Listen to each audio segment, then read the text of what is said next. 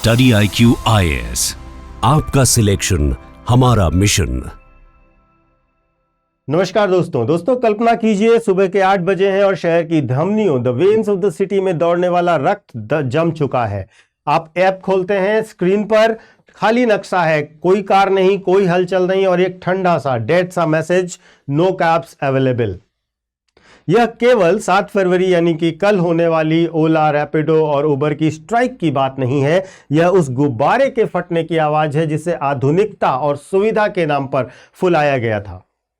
यहां सवाल सिर्फ एक राइड का नहीं है, आज का सवाल डिजिटल फ्यूडलिज्म का है, जहां मालिक कोई इंसान नहीं है, एक अदृश्य निराकार एल्गोरिदम है। नमस्कार, मैं हूं डॉक्टर पंकज मिश्रा और स्वागत है। आज हम बात करेंगे उस ब्रेकडाउन का जो हमें सड़कों पर कल दिखेगा और उसको वह वास्तव में कल दिखने से पहले ही सिस्टम में घट चुका है। तो शुरू करते हैं और शुरू करने से पहले मैं आपको अपने सोशल मीडिया हैंडल्स बता देता हूं। यूपीएससी मेंटोर पंकज सर के नाम से आप मुझे कनेक्ट कर सकते हो इंस्टा और टेलीग्राम पर। 7 फरवरी यानी कि कल भारत के महानगर एक ऐसी चुप्पी के गवाह बनेंगे जो चीख चीख कर कह रही है एनफ। ओला, उबर और रैपिडो से जुड़े लाखों ड्राइवर्स सड़क पर होंगे, लेकिन इसे सिर्फ एक लेबर प्रोटेस्ट समझना एक बुनियादी भूल होगी। यह दरअसल एक सिस्टमेटिक फेल्योर है। ड्राइवर और प्लेटफॉर्म के बीच जो सोशल कॉन्ट्रैक्ट था वह टूट गया है।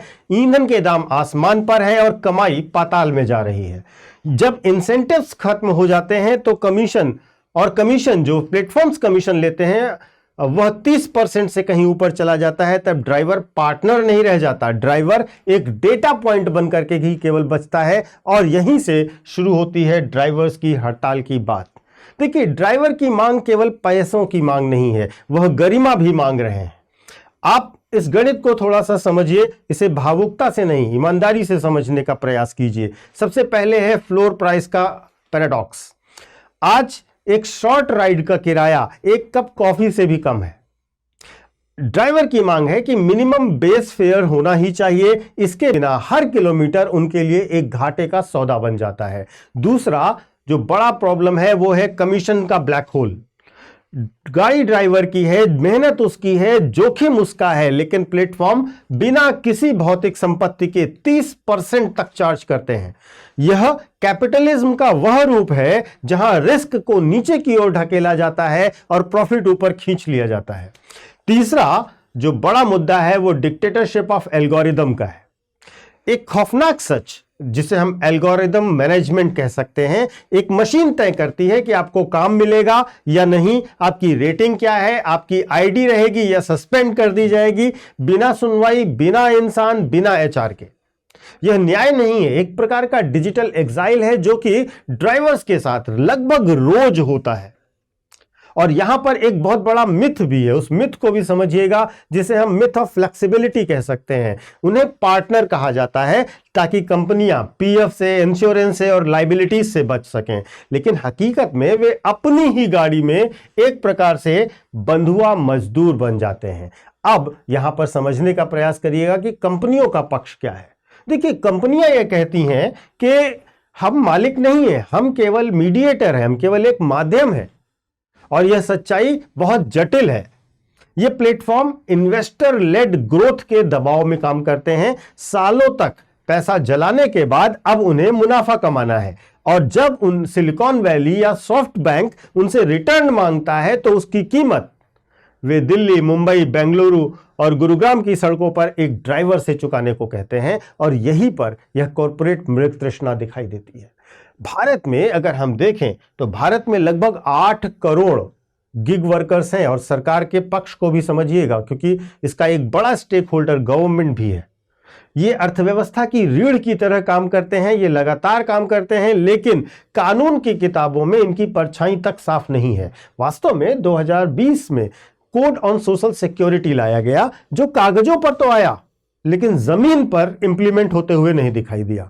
सरकार डिजिटल इंडिया की बात तो करती है, लेकिन वह जब बिजनेस की बात होती है तो वो कहती है हम ईज ऑफ डूइंग बिजनेस भी करेंगे, लेकिन सवाल बहुत बड़ा ये है कि क्या हम एक ऐसी अर्थव्यवस्था बना रहे हैं जो इंसानों पर नहीं, लोगों के थकान और एक्सप्लॉयटेशन पर खड़ी होने जा रही है, क्योंकि यहां पर उन्हें किसी प्रकार की सामाजिक सुरक्षा नहीं मिल रही है, ना तो कोई बीमा कवर मिल रहा है, अगर स्वास्थ्य संकट आ गया तो उनकी आर्थिक तबाही भी निश्चित है, कोई स्थिरता नहीं, हर दिन अनिश्चितता का सामना करना पड़ता है, ऑफर मिलेगा, राइड मिलेगी या नहीं मिलेगी, साथ ही साथ कोई सेफ्टी नेट भी नहीं है, एक गलती हुई और आप सब कुछ खो देंगे। तो बहुत महत्वपूर्ण 7 फरवरी, और यहां पर हमें जनता यानी अपना हित भी देखना होगा, अपना पक्ष भी देखना होगा। 7 फरवरी को आप और हम परेशान अवश्य होंगे, टैक्सी नहीं मिलेगी, मीटिंग्स छूट सकती हैं, एयरपोर्ट तक दौड़ना पड़ सकता है, लेकिन एक सच याद रखिए कि जब आप सर्ज प्राइसिंग देते हैं, जिसको लेकर के हर कंज्यूमर के मन में बहुत ही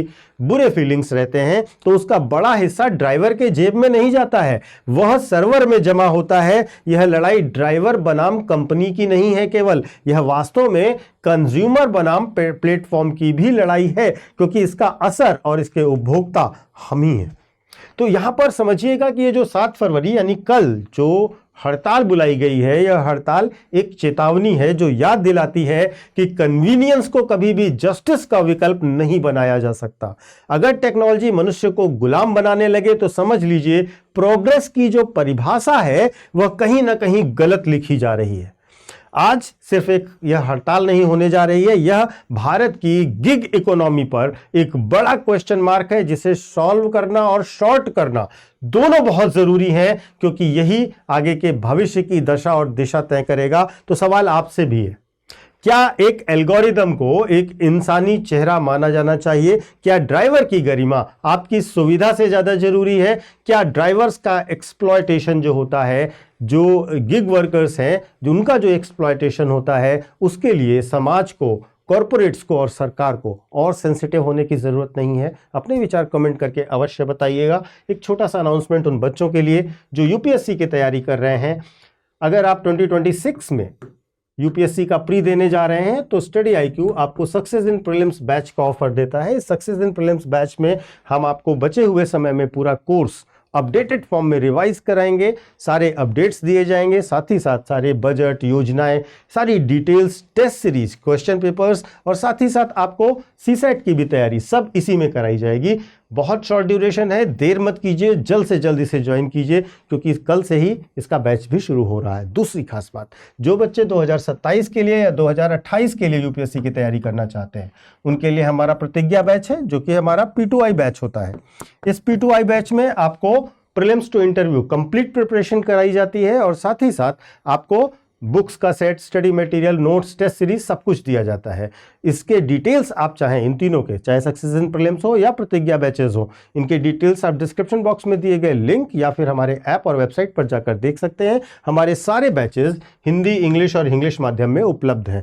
एक बात और ध्यान रखिएगा, अगर आपको हमारे कोर्सेज में जो फीस डिस्प्ले हो रही है उसमें मैक्सिमम डिस्काउंट चाहिए तो आप PK Live कोड का इस्तेमाल कीजिएगा। इस कोड को लगाते ही आपको सबसे ज्यादा डिस्काउंट ऑफर किया जाएगा, code PK Live। Thank you so much.